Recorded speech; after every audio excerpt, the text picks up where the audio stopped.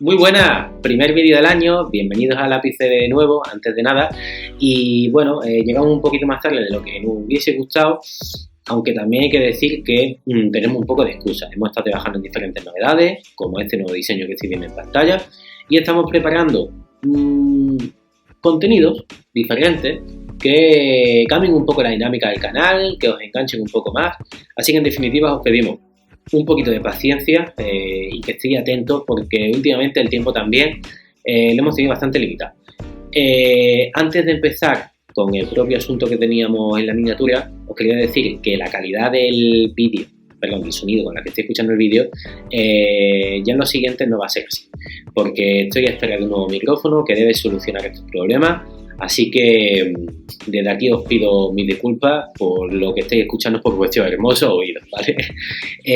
Y como he dicho, vamos al asunto que hemos visto en esa miniatura, y no es otro que en esos cambios que se están produciendo en DAZN del equipo encargado de la retransmisión del Mundial de MotoGP a partir de este año. Y es que el día de ayer conocimos de mano de Ricard Llobet, que lo hizo público en Twitter, su no continuidad como comentarista. Algo que ha levantado bastante polémica y la gente, bueno, incluidos nosotros, aficionados, espectadores, gente que trabaja en diferentes ámbitos del motociclismo también a nivel profesional, que no han entendido esa decisión.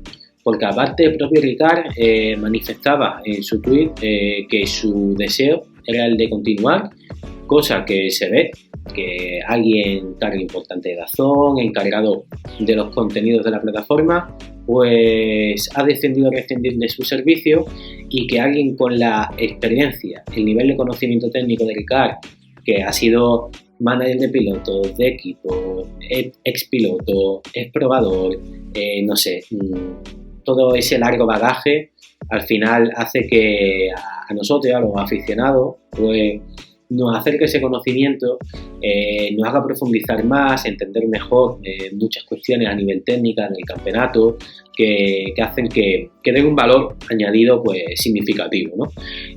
También hay que sumarle a esta salida de Ricard la de Ernest Rivera, que ha sido pues el comentarista principal desde hace muchísimos años. Y aquí os dejo una pregunta votando para que penséis, y ahora en breve os digo la respuesta: ¿desde qué temporada lleva Ernest siendo la cabeza principal de ese equipo de la retransmisión del Mundial de MotoGP con el que empezó en televisión española? Ojo. ¿Qué decir? Ernest, que en mi cabeza cuando digo el nombre empieza a tambalearse, hizo público también esa noticia en su cuenta de Twitter el pasado 28 de diciembre, claro, un día de los inocentes, pues dio lugar un poco a la confusión y a decir, bueno, una broma más de esta, que pasó, tal, bueno. Al día siguiente lo confirmó, como decía, en su cuenta de Twitter, y algo que cambia significativamente el rumbo, yo creo, de continuidad que tenía DAZN en su proyecto de ese equipo, ¿no?, encargado de la cobertura del Mundial de MotoGP. ¿Qué queremos hacer en este vídeo? Pues bueno, dar un poco nuestra opinión, quiénes pueden ser las opciones a esas plazas vacantes que se quedan, y también dar un paso atrás, pero no uno solo, unos cuantos, para volver a esa etapa en la que Ernest empezó como comentarista principal, ver los cambios que se han ido produciendo y, bueno, pues dar nuestro punto de vista, ¿no?, que para eso también estamos aquí en este canal. Después de haber hecho esa pregunta, os lo voy a decir, ¿vale? 2007, desde la temporada 2007, Ernest encabezaba ese equipo. Estoy viendo esta fantástica foto en la que no sé si Ernest, pues bueno, venía a haberse tomado un vermú a las 6 de la tarde o venía de after. Es que vaya vestimenta, qué época, ¿no? Parece esto de no sé, ya no solo de casi 17 años atrás, si no me fallan las cuentas, ¿no? Parece de 40, no sé, es brutal. A la izquierda del todo veía a Marc Martín, que en su día, pues bueno, estuvo hasta 2011, que fue el último año en el que Televisión Española tenía los derechos del Mundial de MotoGP como comentarista. Y luego, si no me equivoco, este dato ya lo digo un poco más a nivel de memoria así aproximado que estando confirmado, que Marc Martín a partir de 2017 ha sido el comentarista principal de ese equipo encargado de la cobertura televisiva del Mundial de Superbike en televisión española, y también pues de los grandes premios que de forma aislada se han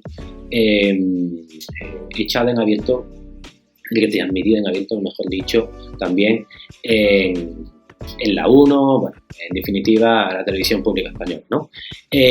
También quería deciros que, bueno, la pareja, ¿no?, que ha formado Ernest ha sido, ¿con quién si no?, desde ese 2007, aquí lo tenemos, a Alex Cribillé, esa persona que está ahí al fondo, que jóvenes se le ven, es impresionante cómo ha pasado del tiempo, que cómo han cambiado, ¿no? En mi cabeza ahora mismo no encajan muchas cosas viendo en estas fotos tampoco.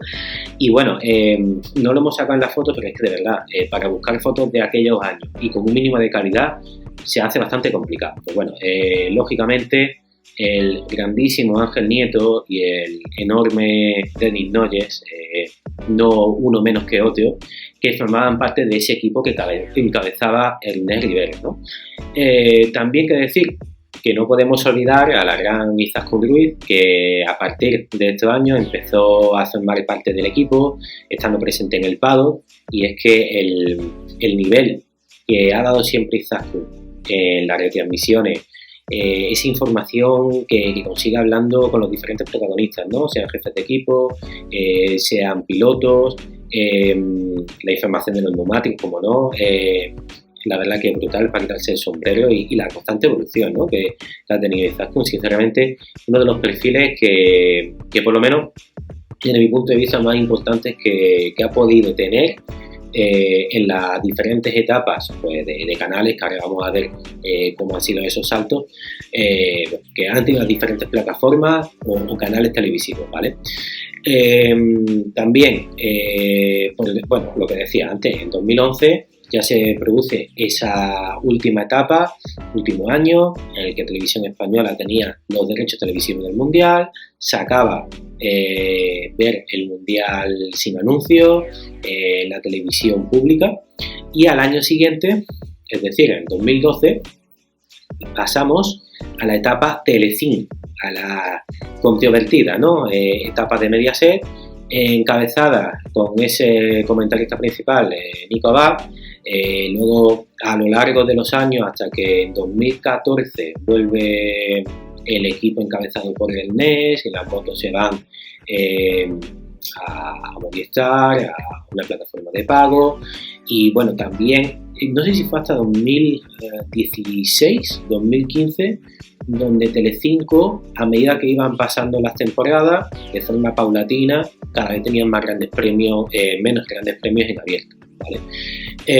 La etapa de Telecinco, pues hubieron diferentes cambios. Es verdad que la base de Ángel Nieto, del grandísimo Denis Noyes, pues se mantuvo, con Mela Chércoles también, jovencísimo. No es por nada, mira, ahí Mela parece un atleta en comparación de cómo se le ha visto ahora, ¿no?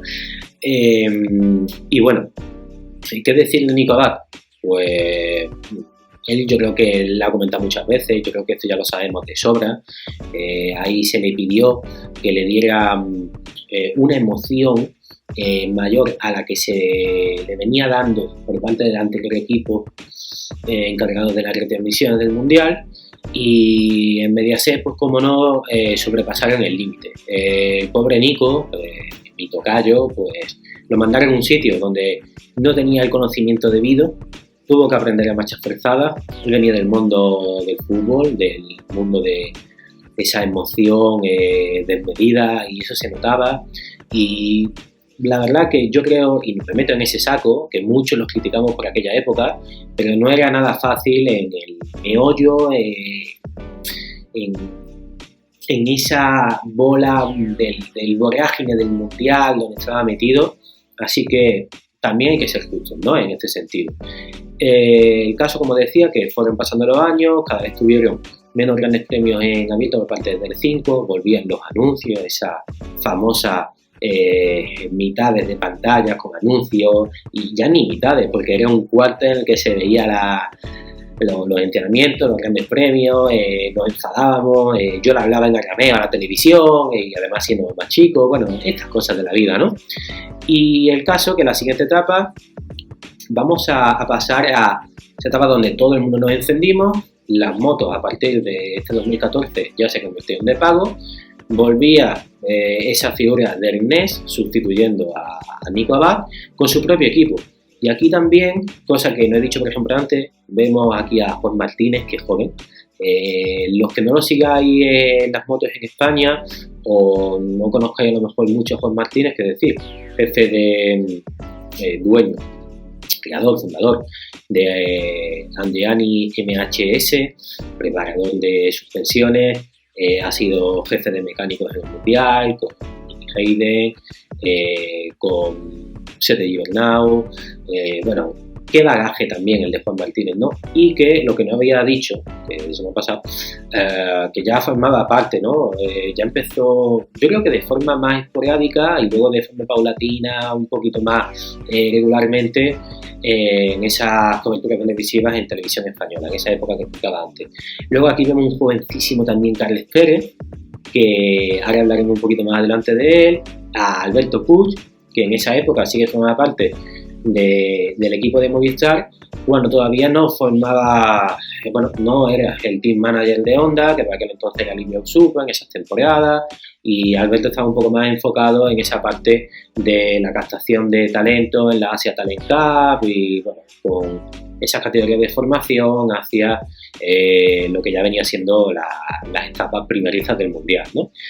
Aquí seguimos viendo la compañía de Alex Cribillet con Ernest Rivera y bueno, a medida que han ido pasando esta temporada han habido incorporaciones también de nuevas figuras de pilotos y sobre todo ya a partir de 2019 cuando el Mundial de MotoGP pasa a manos de DAZN, ¿no? Aquí vemos figuras como la de Carlos Checa, también la incorporación de Jorge Lorenzo ya en 2021, si no me equivoco, de Dani Peñosa a partir de este año. ¿Qué hay que decir de Dani? Es que el valor también que da a Dani, esa visión, esa calma y también con esa naturalidad y esa emoción con la que vive las carreras hace que engancha a la gente, ¿no? Quería hablar también de Carles Pérez porque al final en estos últimos años, y yo creo que no he sido el único, lo hemos visto como ese relevo natural de Ernest, ¿no? Que cada vez ha estado más presente en las retransmisiones de los entrenamientos a lo largo del fin de semana, de las carreras de Moto2, de Moto3, y que yo creo que ha sido como un poco, hablando en formato televisivo, el hijo adoptivo de Ernest, y que debe ser el encargado de, bueno, pues de tomar ese papel, esa figura que deja el libre de comentarista principal Ernest. Porque claro, cuando saltó la noticia de que Ernest, digo todo el rato el mismo nombre, me repito, es que no sé cómo llamarlo, si no, tampoco, no le voy a decir el calvo, no sé, el caso, que cuando saltó esa noticia de que él no seguía, yo pensaba que, bueno, pues la continuidad del equipo, que no hubiera grandes cambios, no muy significativos, se iba a mantener, pero claro, ahora esta salida de Ricard me ha cambiado un poco la idea, me ha desencajado, porque yo no sé si ahora DAZN va a tener las expectativas demasiado altas en el sentido de que quieren darle un enfoque totalmente diferente y alguien que sea muy fuerte a nivel comunicativo pero sin ese nivel de conocimiento o por lo menos en el apartado técnico MotoGP. Opiniones de Ernest, que me las he estado guardando. A ver, yo creo que para todos los años que ha estado en el Mundial y siendo esa figura tan importante, a nivel de preparación técnica, de conocimiento, creo que le ha faltado, lógicamente, y a mí eso es lo que más me molesta. Pero sobre todo, no que tú a lo mejor tengas una limitación, sino no saber dónde está el límite de la aportación que pueden hacer tus compañeros que sí que pueden suplementar esa falta de conocimiento que tú tienes.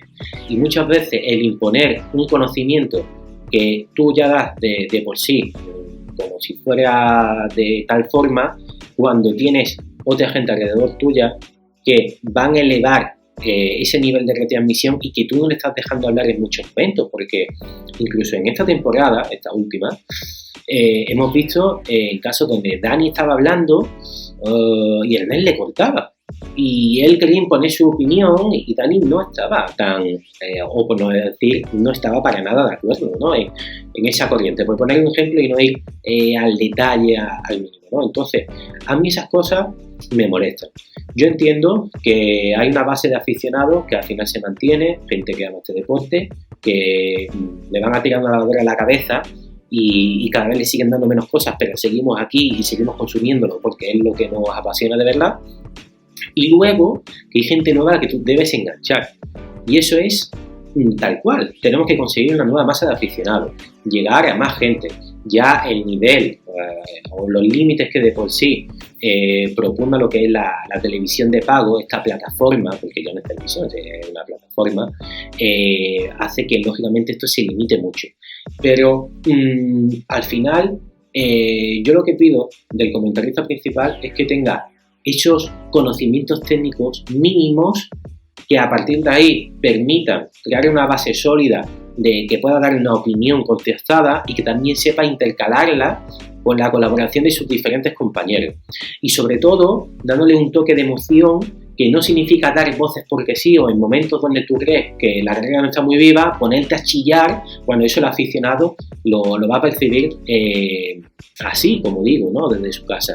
Entonces yo creo que hay que encontrar ese equilibrio entre tener ese conocimiento y también darle el nivel de emoción que haga que un aficionado lo viva como tal desde su casa, que lo viva con esa emoción, porque seguro que, vamos, yo por lo menos en mi caso, y seguro que los que estoy viendo este vídeo, estáis en casa muchas veces viendo una lucha, ¿no? De cuerpo a cuerpo en la última vuelta y estáis levantados del sofá y estáis diciendo todo lo posible y estáis que lo vivís por dentro, ¿no? Entonces, eso es lo que hay que transmitirle al espectador.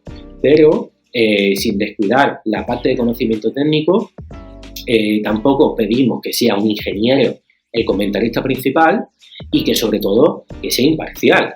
Porque si tú te posicionas a partir con un piloto, estás perdiendo credibilidad.